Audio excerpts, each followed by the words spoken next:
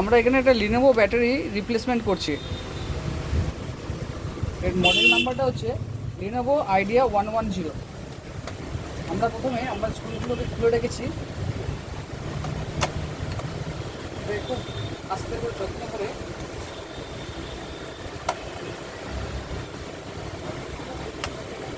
লকটাকে খুললাম আমরা।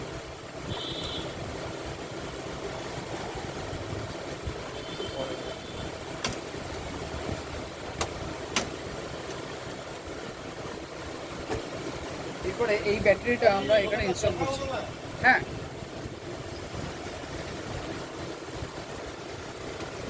নিয়ে আমরা এখানটায় এই ক্যাটটাকে লাগিয়ে দিলাম।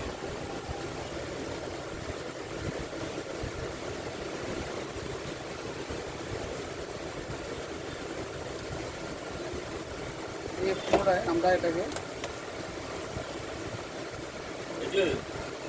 করে দিই, একটু লাগিয়ে।